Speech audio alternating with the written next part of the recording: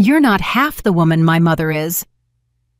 The words from my daughter-in-law, Valerie, sliced through the air that evening as I served the dessert I'd made with so much love. A profound silence fell over the dining room. My heart pounded in my chest. Without thinking, I pushed my chair back and replied, "Then she can start paying your rent." My son, Robert, went completely pale. "Rent? What rent?" he yelled, his eyes wide. At that moment, I knew my life was about to change forever, and this revelation was just the beginning of a story no one saw coming. My name is Shirley. I'm 70 years old, and on that night, I discovered that a mother's unconditional love could become her greatest weakness. For 6 months, I had been secretly paying the $800 monthly rent for the apartment where Robert and Valerie lived.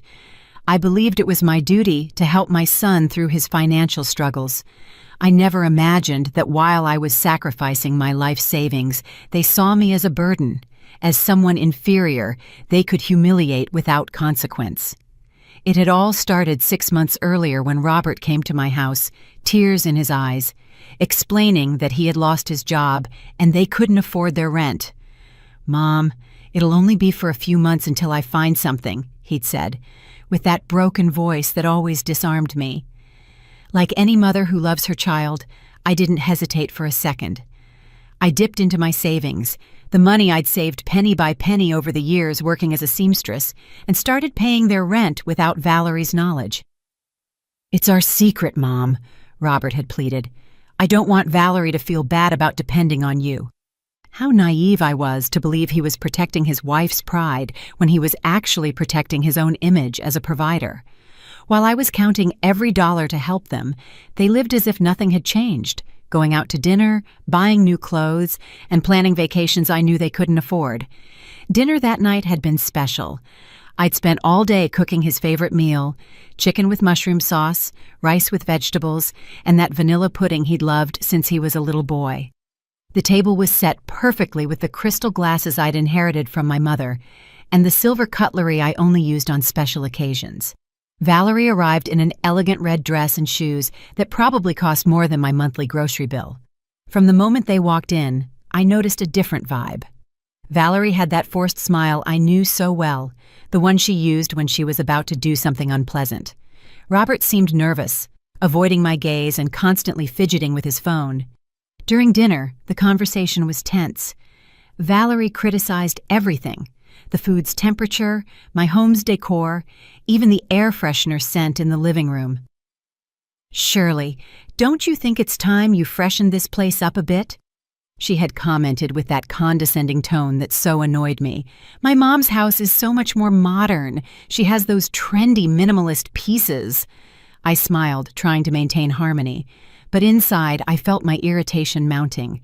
I'd lived in that house for 30 years. Every object held a memory. Every corner told a story. When it was time for dessert, I thought we could finally enjoy a pleasant moment. I'd made the pudding with such care, remembering how Robert used to devour it as a child, telling me I was the best cook in the world.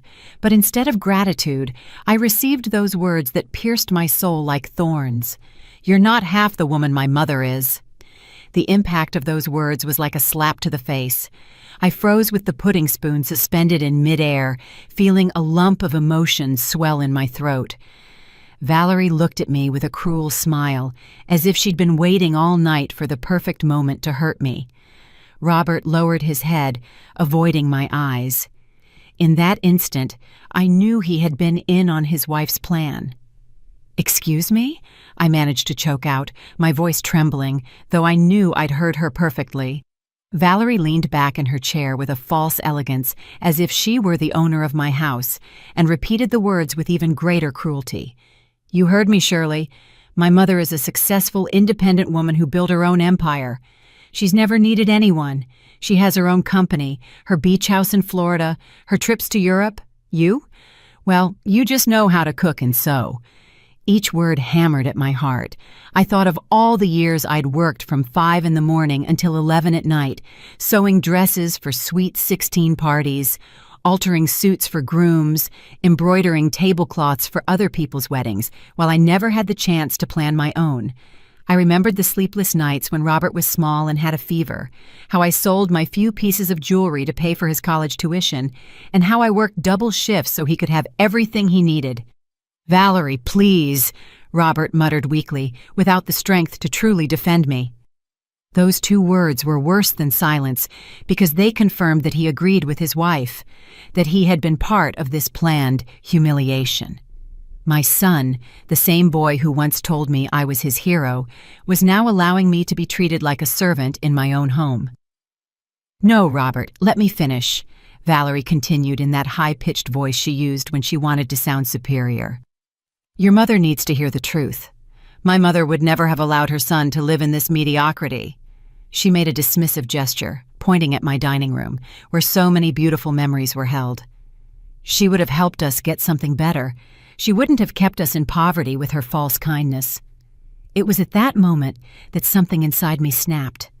It wasn't just the injustice of her words, but the absolute ingratitude of someone who had been living off my generosity without knowing it.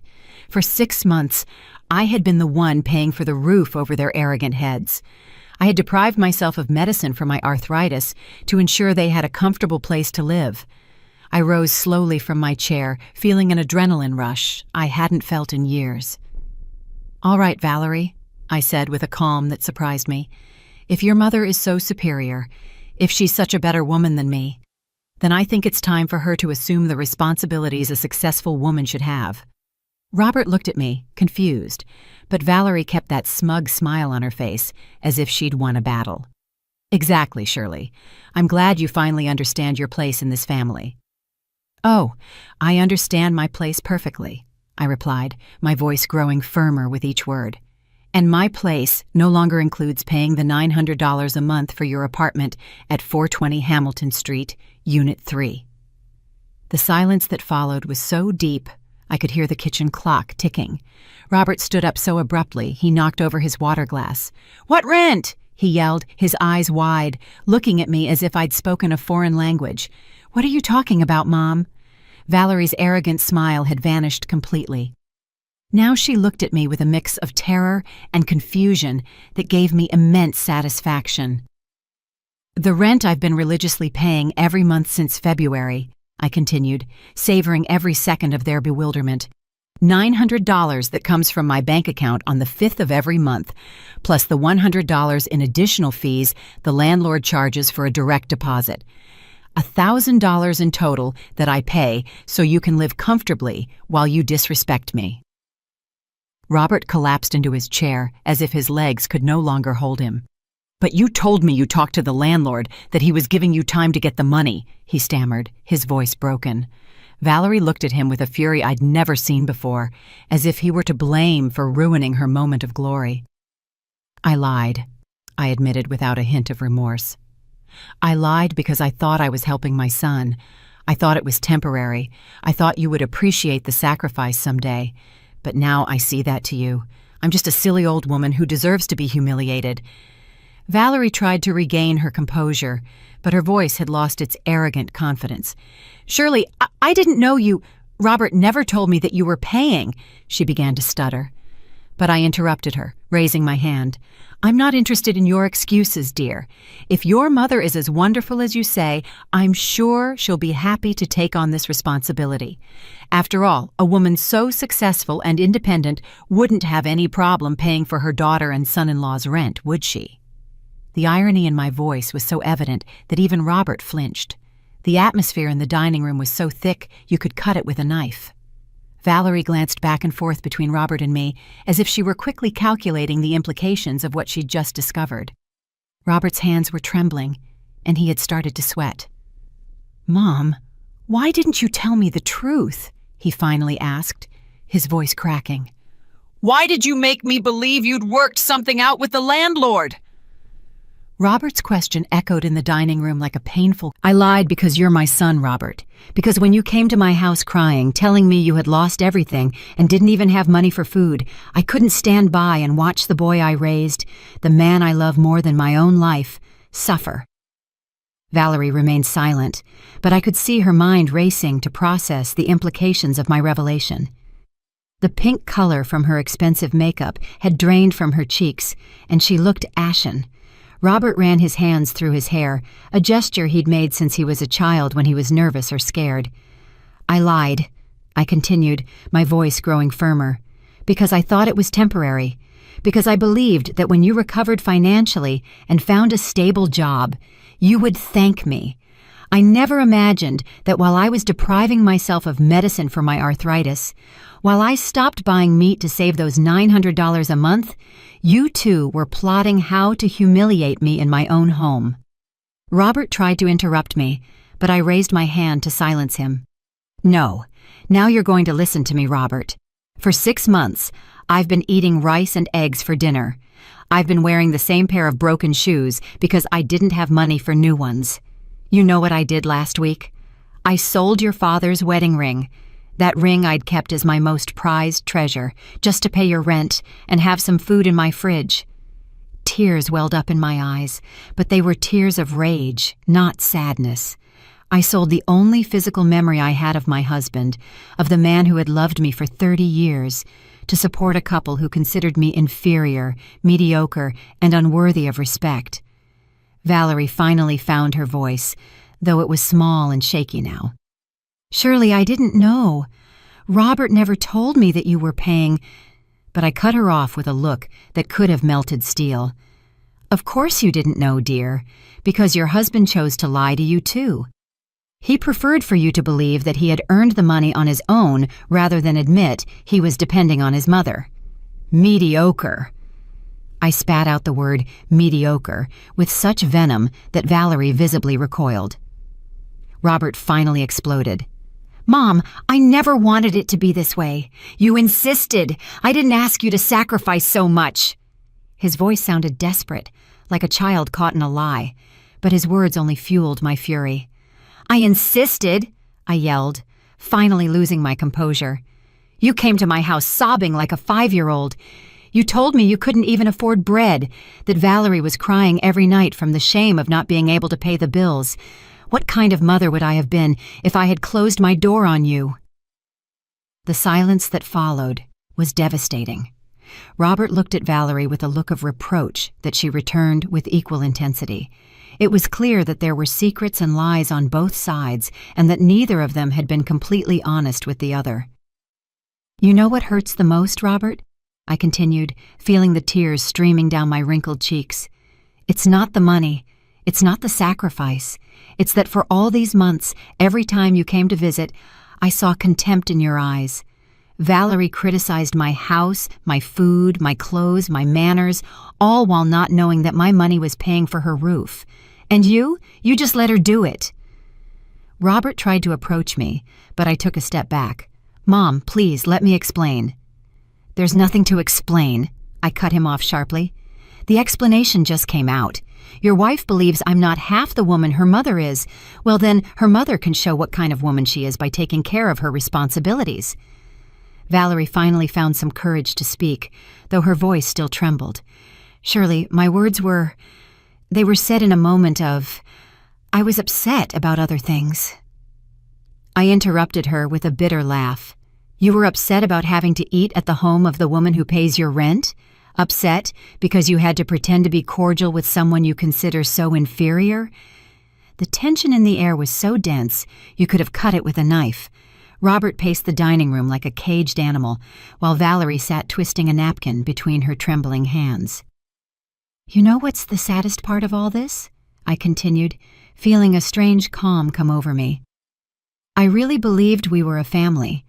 When I married your father, Robert, I dreamed of having many children, with grandkids running through this house, with family dinners full of laughter and love. After years of trying to get pregnant, when you finally came, I thought God had given me the greatest gift in the world. Robert stopped and looked at me, his eyes full of tears. Mom, I love you. You know I love you. Love isn't just words, son. Love is actions. It's respect. It's protection. When your wife insults me and you stay silent, when you let her humiliate me in my own home, when you lie to me to hide that you depend on me financially. That's not love. That's convenience." Valerie stood up abruptly, knocking over her chair. "That's enough. I'm not going to stand here and listen to this sermon. Robert, we're leaving now." Her voice had regained some of her usual arrogance, but I could see the panic in her eyes. "No," Robert said firmly, surprising us both. "We're not leaving until we sort this out. Mom, please sit down. We need to talk like adults." But I had already made my decision. "There's nothing left to talk about, Robert. The cards are on the table. Your wife has made her feelings about me very clear, and you have shown that you agree with her. Starting tomorrow, I will no longer be paying your rent. If Valerie's mother is as superior as she says, I'm sure she'll find a way to help you." "But Mom, you can't do that," Robert cried. And for the first time all night, I saw real terror in his eyes. "We don't have the money. I was fired 2 weeks ago. I was going to tell you after dinner." Robert's words hit the dining room like a bomb. "You were fired 2 weeks ago?" I repeated slowly, a new wave of betrayal washing over me. "And you didn't tell me anything? You allowed your wife to humiliate me, knowing that you were completely dependent on me?" My voice broke on the last word, not from sadness, but from a rage so profound that my hands were shaking. Valerie turned to Robert, her eyes blazing with fury. "What? You were fired 2 weeks ago, and you didn't tell me? I've been spending money as if everything were normal while you—" She couldn't finish the sentence. She put her hands over her face and began sobbing dramatically, like an actress in a soap opera. "Valerie, please let me explain," Robert began, but she cut him off with a gasp. "Don't tell me to calm down. Just yesterday I bought those $400 shoes. Last week I booked the spa for my birthday. Robert, we're broke and you let me spend like an idiot." Her tears had completely ruined her makeup, and now she looked exactly like what she was, a desperate and terrified woman. I watched the surreal scene, feeling a strange mix of satisfaction and pain. For months, I had carried the weight of supporting this couple, and now they were finally facing the reality of their situation. Robert looked defeated, his shoulders slumped, and his face in his hands. "You know what's the most pathetic part of all this, Robert?" I said with a calm that surprised me. "Even now, after discovering that you've been lying to me and humiliating me, my first instinct is to ask if you need help. That's what a mother does, son. That's what unconditional love does." Robert looked up at me, and for a moment, I saw the little boy who used to run to me when he had nightmares. "Mom, I lost my job because I was late 3 times in a row. Valerie had been sick, and I had to take care of her, take her to the doctor, and—" Valerie cut him off with a murderous look. "I wasn't sick. I had appointments with my dermatologist for my beauty treatments. Don't use me as an excuse for your irresponsibility." The mask had fallen completely. The elegant, superior woman who had arrived at my house had disappeared, revealing someone vulgar and desperate. "Beauty treatments?" I asked in disbelief. "Are you telling me my son lost his job because he had to take you to beauty treatments while I sold my jewelry to pay for your roof?" A laugh so bitter it scared me, escaped my throat. Robert approached me, his hands outstretched in a pleading gesture. "Mom, please. I know I made mistakes. I know I failed you, but you can't abandon us now. We have nowhere to go. Valerie's parents are in Europe and—" Valerie interrupted him again. "My parents aren't in Europe. They're in town. You told me to tell you we were fine so they wouldn't worry."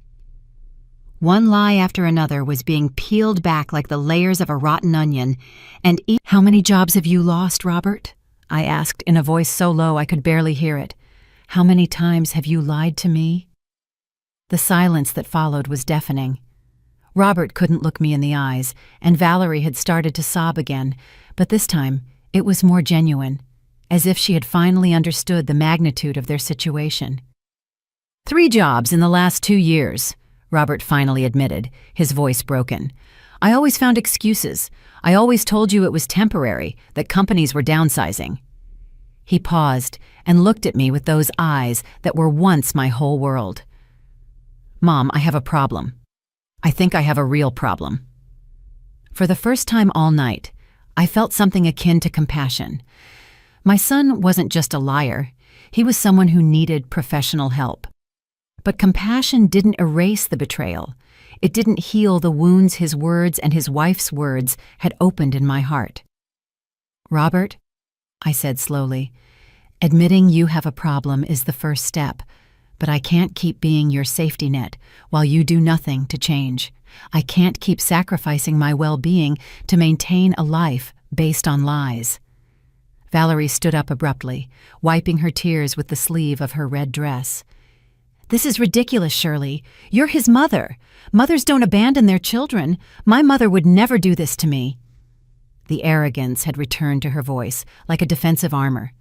"Your mother has never had to deal with this because you've never told her the truth," I replied with an icy calm. "And you're right about one thing, Valerie. Mothers don't abandon their children. But I'm not abandoning my son. I'm stopping him from using me." Robert approached me and took my hands in his. They were cold and trembling. "Mom, I promise I'm going to change. I'm going to get help. I'm going to find a job. I'm going to make things right this time. Just give me one more chance." I looked at those hands, once so small that I'd held when he learned to walk, when he was afraid of the dark, when he needed comfort after a nightmare. "Robert, how many last chances have I given you? How many times have you made me the same promise?" He couldn't answer because we both knew the answer. I had lost count of the times we'd had this very conversation, of the broken promises and crushed hopes. "Your lease is up next month," I announced, gently pulling my hands from his. "You have 30 days to find a solution. After that, I will no longer be responsible for your housing." Valerie stormed toward the door. "Let's go, Robert. I'm not staying here to be humiliated by a woman who doesn't understand what family means." But Robert didn't move. "Valerie, you can go if you want. I need to talk to my mother." His voice had a firmness I hadn't heard in years. And for a moment, just for a moment, I saw a glimmer of the man he could have been. Valerie stopped dead in her tracks when she heard Robert's words. She turned slowly, her expression a mix of disbelief and pure fury. "You're asking me to leave after everything I've sacrificed for this marriage?" Her voice had become shrill, almost hysterical, and she gesticulated with her hands as if conducting an invisible orchestra. "Valerie, please, I need to sort this out with my mom. Too much has happened tonight," Robert tried to explain, but she cut him off with a gasp that probably woke up the entire block. "No, I'm not going anywhere. If you're going to grovel like a dog in front of your mother, you're going to do it with me here." She crossed her arms and planted herself firmly in the center of my dining room like a statue of stubbornness. "Besides, this conversation affects me directly. If she stops paying our rent, where are we going to live? In a homeless shelter?" I watched the scene with a mix of fascination and horror. In a single night, I had seen the perfect facade this couple had built crumble, revealing the lies they had been weaving for months. It was like watching a car crash in slow motion. Terrible, but impossible to look away from. "Valerie," I said finally, "I think you've said enough for one night. You've made it very clear what you think of me, and I've been equally clear about what I think of the two of you. There's not much more to discuss." "Yes, there is much more to discuss," she shrieked, her face as red as her dress. "You can't ruin our lives just because you were offended by a comment. Families forgive. Families support each other." The hypocrisy of her words struck me like a slap. "Families support each other?" I repeated slowly. "Do you mean the way you've supported me tonight?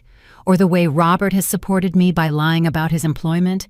Or maybe you mean the way you've supported me by letting me sacrifice my savings while you live like nothing's wrong?" Robert sat down heavily in one of the dining chairs, his head in his hands. "Mom, I know we've made terrible mistakes. I know we've hurt you in unforgivable ways. But if you turn your back on us now, we literally have nowhere to go." "That's not my problem," I replied, the words coming out with a harshness that surprised even myself. "For 70 years, I've been taking care of others. I took care of my parents until they died. I took care of your father through his illness. I've taken care of you since the day you were born. Do you know when the last time someone took care of me was? When was the last time someone worried about my well-being?" The silence that followed was deep and painful. Robert lifted his head and looked at me with an expression I hadn't seen since he was a little boy, that mix of guilt and understanding that appeared when he finally realized he had done something very wrong. "Never," he admitted in a barely audible voice. "I've never worried about taking care of you. I always assumed you'd be there, that you'd always be fine, that you'd always have the strength to solve all the problems." Valerie seemed to be losing patience with this emotional conversation. "Enough of the melodrama, Shirley. You're the mother. It's your responsibility to help your son. You can't just decide you don't want to be a mother anymore." Those words were the final straw. I walked toward Valerie until I was just inches from her face. And when I spoke, my voice was so low and menacing, she instinctively recoiled. "Never, ever tell me what kind of mother I should be. I've been a mother for 35 years. I've sacrificed my youth, my dreams, my opportunities, my money, my health, everything for my son. What have you sacrificed? Your beauty treatments? Your $400 shoes?" Valerie tried to respond, but I continued without giving her a chance. Being a mother doesn't mean being a permanent ATM.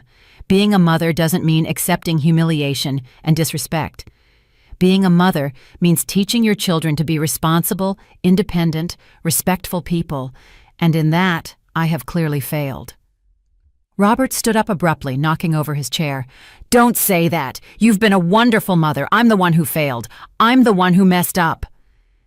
"Yes, Robert, you failed.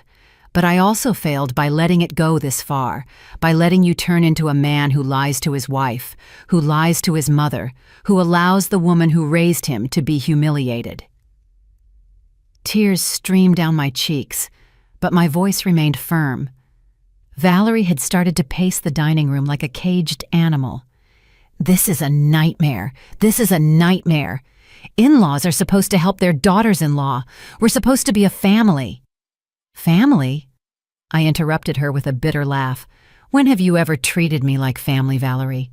When have you shown me respect, affection, or consideration? From the day you met Robert, you've treated me like an obstacle, something annoying you had to tolerate to keep your husband happy." "That's not true," she protested, but her voice lacked conviction. "It's not true?" I asked, crossing my arms. "Do you remember last Christmas when you suggested it would be better for you to spend the holidays alone because I didn't understand modern traditions? Do you remember when I offered to cook for your anniversary and you said you preferred something more sophisticated? Do you remember when you criticized me for wearing my favorite purple dress because women my age should wear more subtle colors?" Each example I gave was like a small stab, and I could see Robert flinch with every memory. He had been there for all those occasions, he had heard every hurtful comment, and he had never said a word in my defense. "Valerie," I continued, "you never wanted to be part of this family. You wanted this family to disappear so you could have Robert all to yourself. Well, congratulations. It looks like you're going to get exactly what you wanted." Robert approached me, his eyes full of tears. "Mom, please, If that's what you want, Shirley, then fine. But don't come crying to me when you realize you've lost your only son forever, when you're all alone in this old house, surrounded by your musty memories, remembering that you had a family and you kicked them out for your stupid pride." Her words were designed to wound me, to make me feel guilty, to break my resolve. And for a moment, they almost worked. The image of being alone in this house, without visits, without phone calls, without anyone who needed me, was terrifying. Valerie's words echoed in the dining room like a curse, aimed directly at my greatest fear: loneliness. For a moment, the picture she had painted took hold of my mind.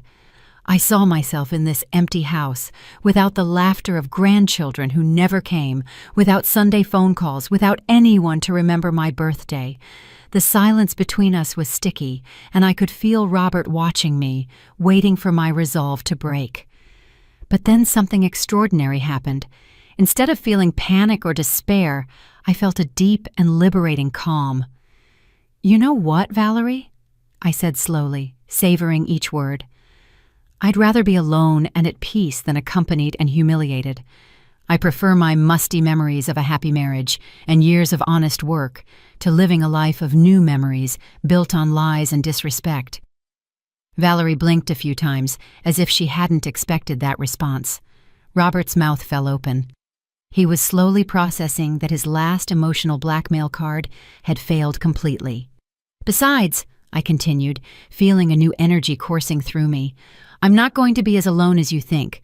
Just yesterday, I got a call that changed everything, but you two were so busy plotting how to humiliate me tonight that I didn't get to tell you. Michael Jenkins called." The name landed in the dining room like a nuclear bomb. Robert froze, and for the first time all night, Valerie was completely speechless.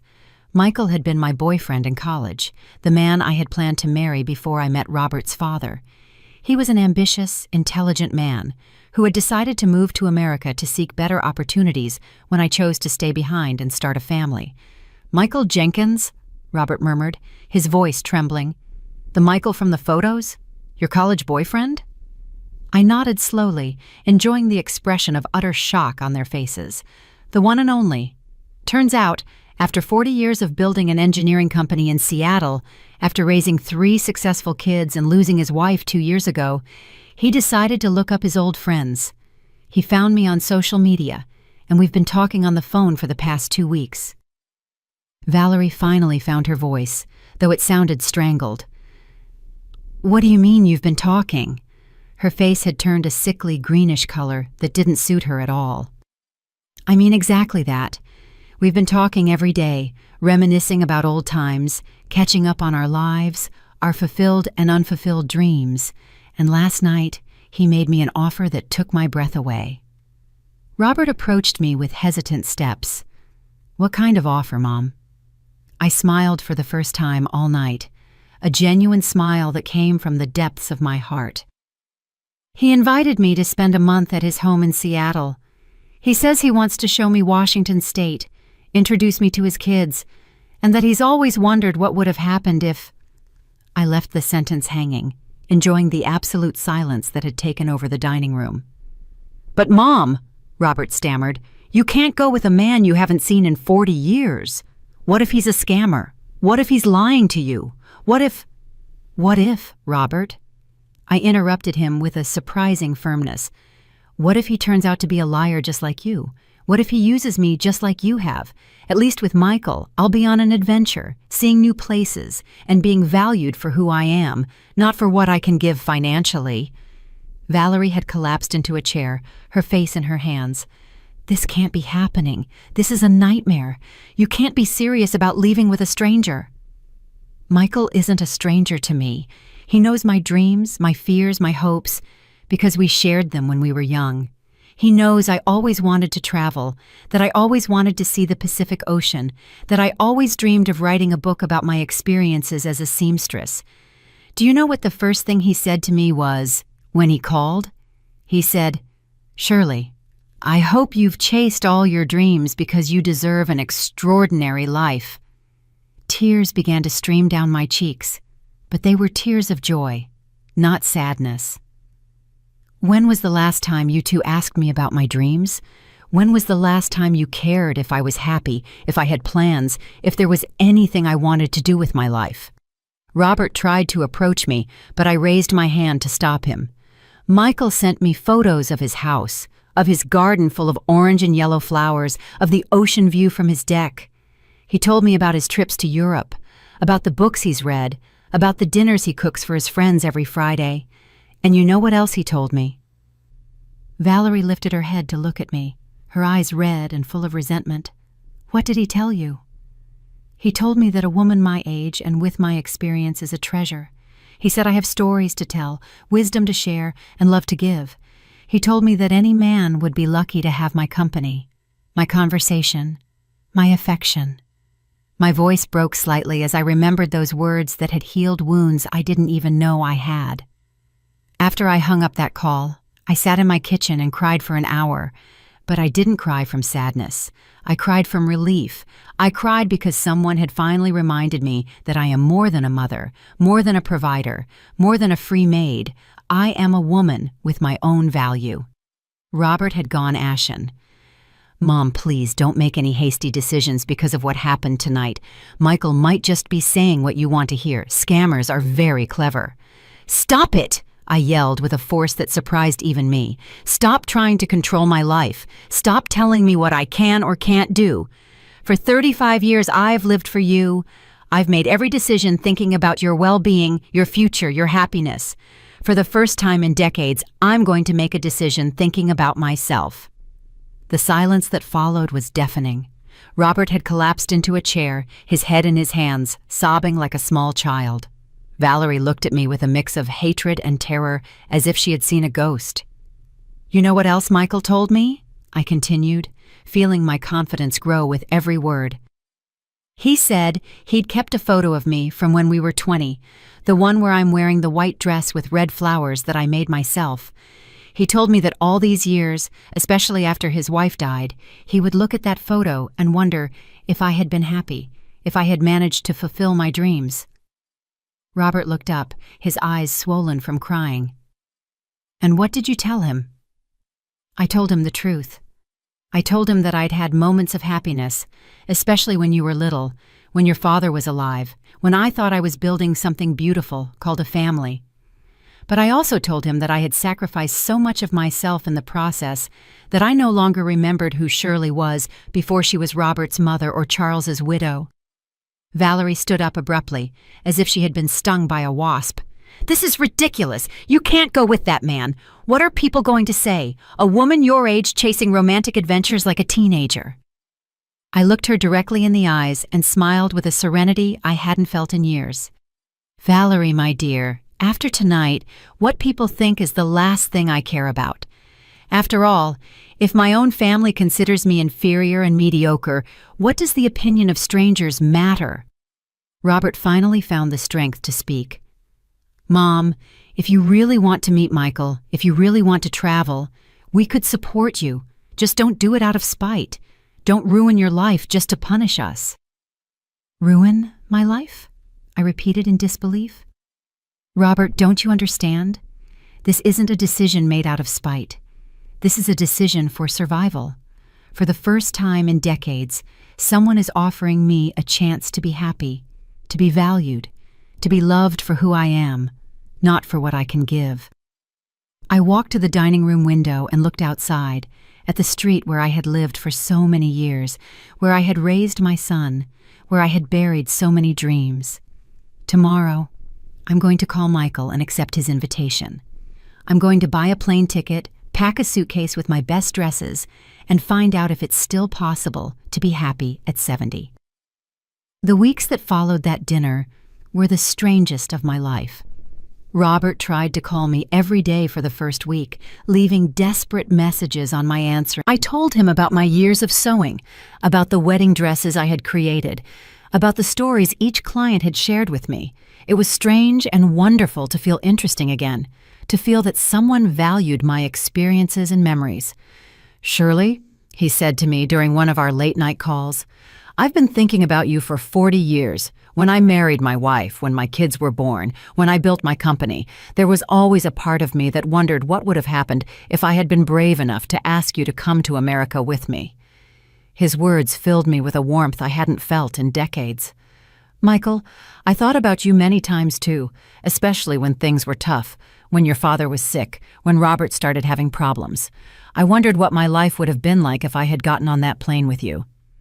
"Well," he replied with that deep laugh I remembered perfectly, "it's never too late to find out, is it?" The plane ticket lay on my nightstand, real and tangible, like a promise of freedom. Departure, March 15th. Destination, Seattle, Washington. Michael had insisted on paying for the ticket, but I had refused his offer. "This is my decision, my adventure," I had told him. "I want to pay for it with my own money." The money I had saved for months by depriving myself of medicine and decent food. Money I would now use for something that would make me happy for the first time in years. 3 days before my trip, Robert showed up at my door. He looked terrible, gaunt, with deep circles under his eyes, his clothes wrinkled as if he had slept in them. "Mom, please, we need to talk," he said in a broken voice that, despite everything, broke my heart. I let him in, but kept my emotional distance. "Where's Valerie?" I asked as I made coffee in my small kitchen. "At her parents' house," he replied, sitting down heavily on my kitchen chair. "She left a week ago. She says she can't be with me if I don't have a job, if I can't maintain the lifestyle she deserves." He laughed bitterly. "Turns out her superior mother isn't so superior when it comes to helping out financially. They told her to fend for herself." I felt a pang of satisfaction that wasn't particularly noble, but which I couldn't help. "So what are you going to do now?" "I've been desperately looking for work. I've applied everywhere, Mom. Offices, restaurants, stores, construction, anything. I'm willing to do anything." He looked up at me, and I saw something in his eyes I hadn't seen in years: genuine humility. "I've also been going to therapy. I found a community center that offers free services." "I'm glad to hear that, Robert," I said, and I meant it. That's a big step. The therapist helped me understand a lot of things about myself that I didn't want to see. He helped me understand that I've been an emotional and financial parasite, not just with you, but with everyone who has tried to help me. His words sounded rehearsed, as if he had practiced this speech many times in front of a mirror. "And what have you learned specifically?" I asked, curious to see if there had really been a change or if this was just another manipulation. Robert took a moment to answer, nervously toying with his coffee cup. "I've learned that I never learned to be responsible because you were always there to rescue me.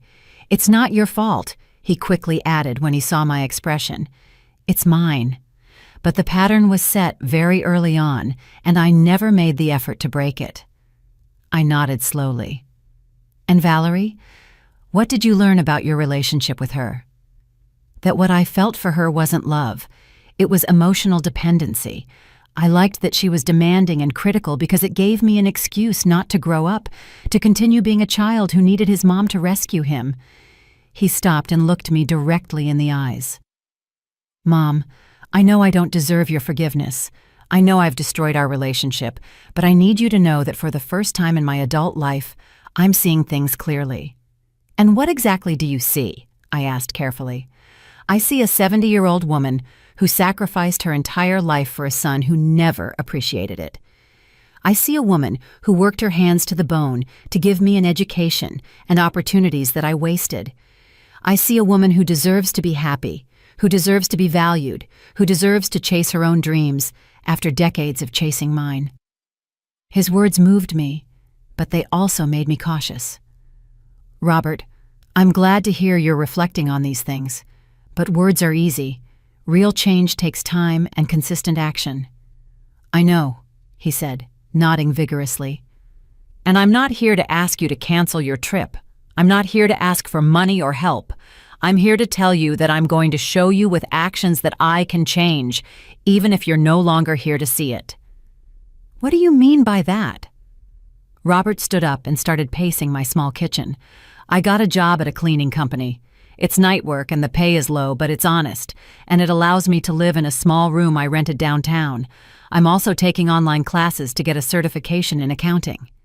I looked at him in genuine surprise. "When did you decide to do all this?"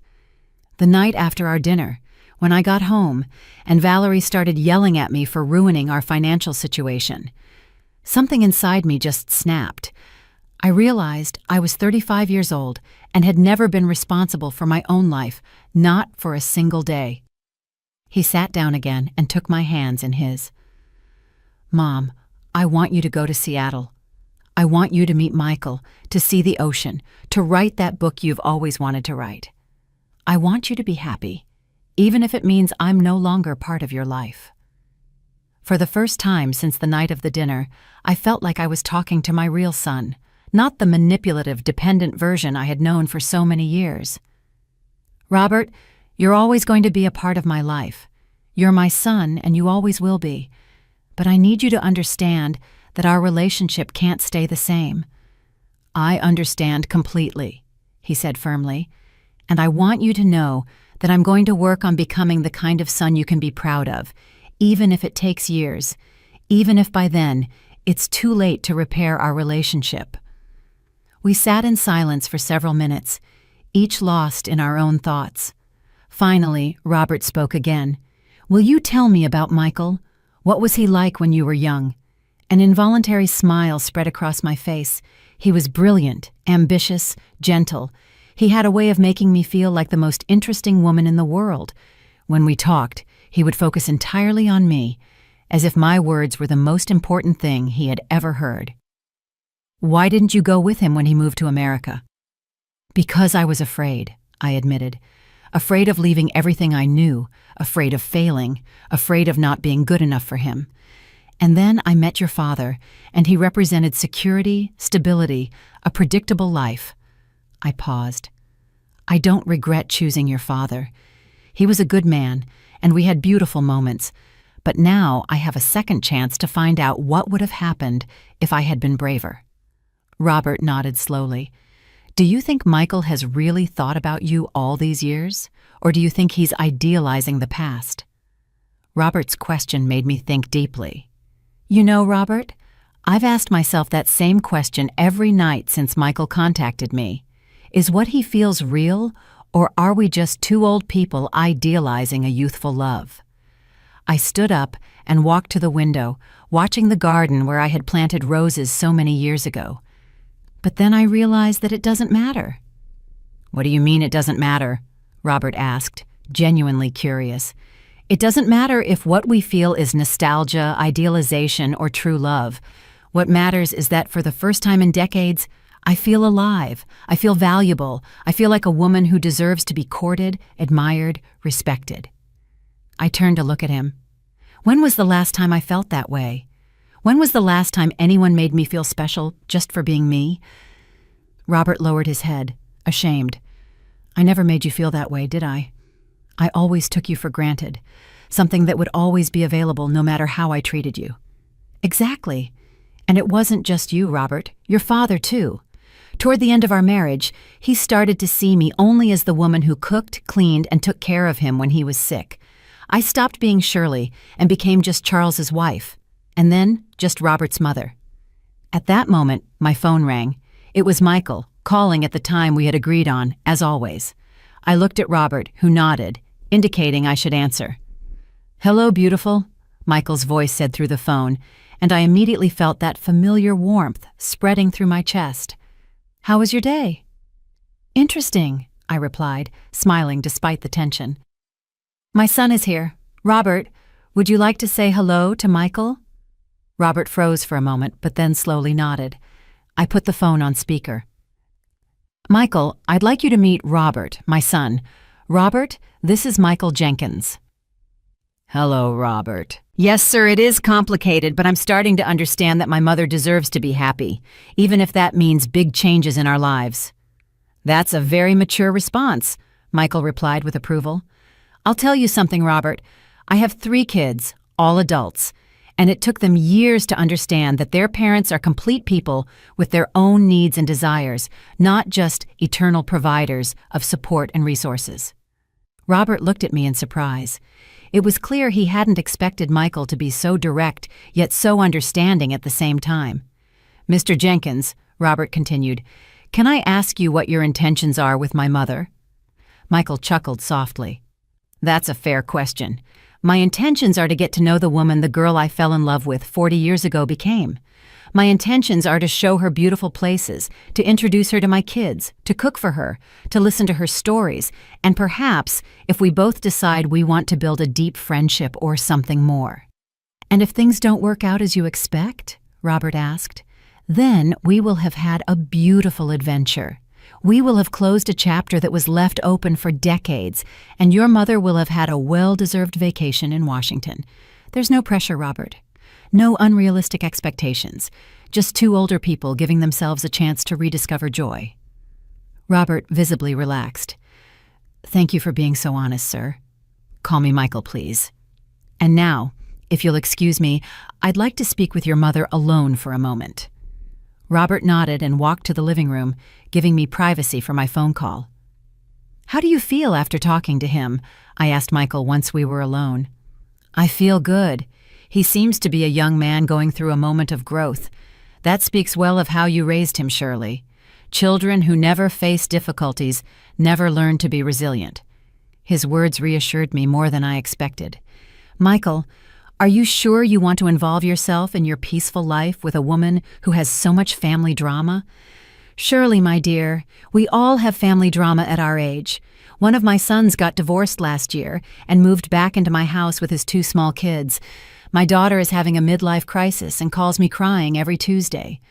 My youngest son is struggling with a video game addiction that's affecting his marriage." He laughed softly. "Family drama is a part of life. The difference is how we handle it. And how you're handling it, with clear boundaries and with firm love, and by always remembering that your kids are adults responsible for their own decisions and consequences, that's something you seem to be learning to do as well." After hanging up with Michael, Robert and I continued talking late into the night. He told me more details about his therapy, about how he was learning to identify behavioral patterns he had repeated for years without realizing it. "You know what was the hardest thing to accept in therapy?" he asked me as we drank a second cup of coffee. "What?" "That it wasn't just that I was lazy or immature. It was that I had developed an emotional addiction to being rescued. Every time someone solved a problem for me, every time I was given money or pulled out of a tight spot, I felt a kind of euphoric relief. It was like a drug." His words hit me hard. "And how are you supposed to break that addiction?" "By facing the consequences of my actions without seeking rescue. When I lost my last job, my first instinct was to come running to you with a sad story. But this time, instead, I slept in my car for 3 days until I got the cleaning job." "You slept in your car?" I asked with automatic maternal concern. "Yes, and it was one of the most important experiences of my life. For the first time, I truly understood what it means to not have a safety net, what it means for my actions to have real consequences." He looked me directly in the eyes. "Mom, during those 3 nights, I thought a lot about you. I thought about all the times you had to choose between your needs and mine, and you always chose mine. That's what mothers do, Robert." "No, Mom. That's what mothers who haven't learned to set healthy boundaries do, and that's what children who have never learned to be responsible adults do." He leaned forward. "The therapist helped me understand that by constantly rescuing me, you were unintentionally depriving me of the opportunity to grow." His words hurt me, but they also freed me. For years, I had felt guilty every time I considered saying no to Robert, every time I thought about putting my needs first. Now I understood that my generosity had actually been a way of controlling him, of keeping him dependent on me. "So what happens now?" I asked softly. "Now I'm going to prove, first to myself and then to you, that I can be a responsible adult. I'm going to pay my own bills. I'm going to make my own decisions. I'm going to face my own problems. And when you come back from Seattle, if you decide to come back, I'm going to be a son you can be proud of. And if I decide to stay in Seattle?" Robert smiled, and for the first time in years, I saw genuine joy in his smile instead of manipulation. "Then I'll be happy for you. I'll visit you when I can. I'll call you every week. And I'll live my own life, knowing that my mother is finally living hers." The day of my departure dawned with a clear sky and a gentle breeze that seemed to whisper promises of adventures to come. Robert arrived early to take me to the airport, and for the first time in years, there was no tension between us. He had brought flowers, a small bouquet of white daisies that I knew were my favorite, and a sealed letter. "Don't open it until you're on the plane," he said with a shy smile. "It's something I needed to say to you, but it's easier for me to write than to speak." During the drive to the airport, we talked about everyday things, the weather, the news, his plans for the week. It was a normal conversation between a mother and son, something we hadn't had in years. There were no pleas, no drama, no guilt, just a quiet conversation between two adults who loved each other but finally understood healthy boundaries. "Mom," he said when we arrived at the airport, "I want you to know that no matter what happens in Seattle, this has already been worth it." "What do you mean?" "Seeing you like this, excited, nervous, happy, I haven't seen you shine this way in years." He helped me take my suitcase out of the car, a suitcase I had carefully packed with my best dresses, including a new coral pink one I had bought especially for this trip. At the airport, Robert walked me to the security gate. When it was time to say goodbye, we hugged with an intensity we hadn't shared since he was a little boy. "I love you, Mom," he whispered in my ear.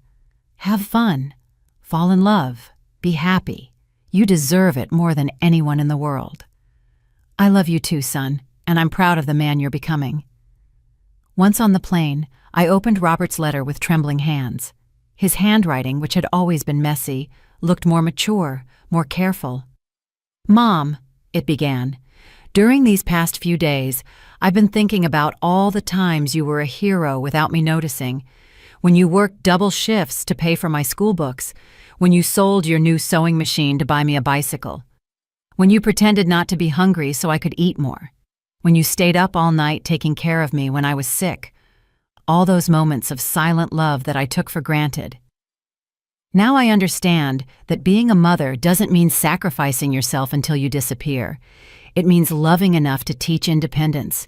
It means being brave enough to let go when it's time. Thank you for finally loving me enough to let me grow up. Fly high, Mom. Literally and figuratively. With all my love and respect, Robert. P.S. Michael is a lucky man to be meeting the most extraordinary woman in the world." Tears streamed down my cheeks as I put the letter back in my purse. Through the plane window, I could see the clouds stretching out to infinity, and for the first time in decades, I felt that my future was just as infinite. Michael was waiting for me at the Seattle airport with a bouquet of yellow roses and a smile I recognized immediately, even though he had more wrinkles and his hair was completely white. When he saw me, his face lit up with the same joy I remembered from our college days. "Shirley," he said when we hugged, "you're even more beautiful than I remembered." The days that followed were like living in a dream. Michael took me to see the Pacific coast, where for the first time in my life, I could see the ocean stretching out to the horizon. He introduced me to his kids, who welcomed me with a genuine warmth that moved me deeply. His youngest daughter, Carmen, said, "Dad hasn't smiled like that since Mom died. Thank you for bringing back his joy." Michael cooked for me every night, elaborate dinners that we savored on his deck while watching the sunset. I'm not a retired engineer. I'm just Michael, the man who fell in love with a brilliant girl 40 years ago and never forgot her. His words went straight to my heart because they expressed exactly what I felt with him.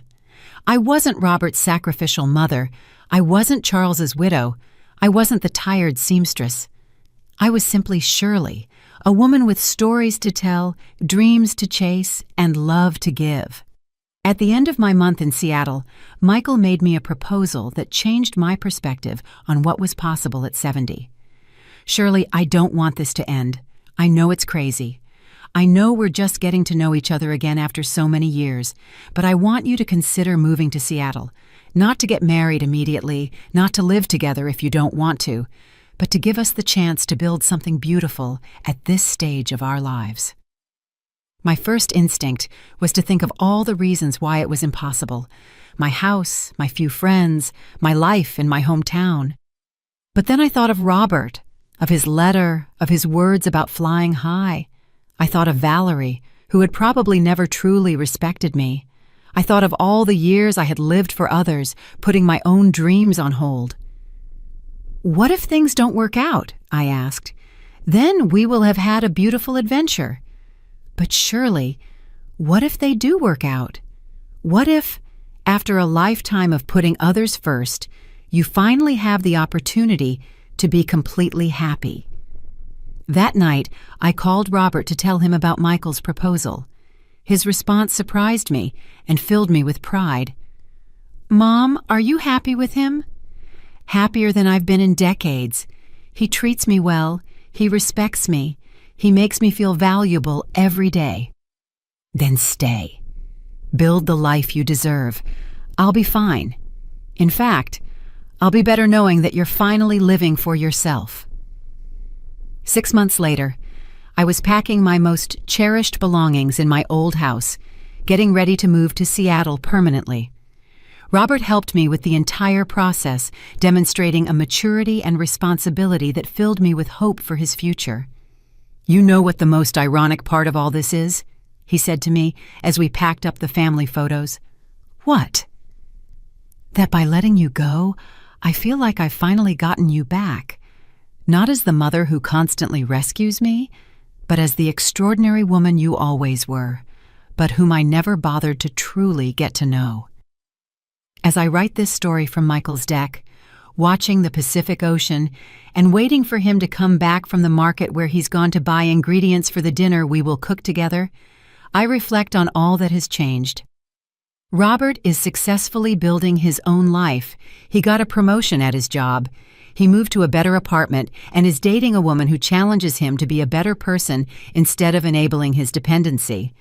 Valerie, he told me, married an older man who can maintain her lifestyle, which is probably for the best for everyone. And me? I finally learned that it's never too late to be happy. I learned that self-love isn't selfishness, but the foundation for being able to love others in a healthy way.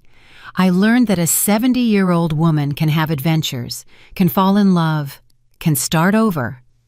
Michael and I got married last month in a small ceremony on the beach, with his kids and Robert as witnesses. Robert cried throughout the entire ceremony, but they were tears of joy. "I never thought I'd see my mother marry for love," he told me afterward. "I always assumed your marriage to Dad had been just for convenience and family. Now, when I look back at that terrible night when Valerie humiliated me in my own home, I see it as the greatest gift I could have received, because it was that humiliation that finally woke me up. It was that humiliation that showed me I deserved more. It was that humiliation that gave me the courage to chase the happiness I thought I had lost forever. And you? What would you do if life gave you a second chance to be completely happy? Would you have the courage to take it, no matter what others think? Because believe me, it's never too late to start over." Did you like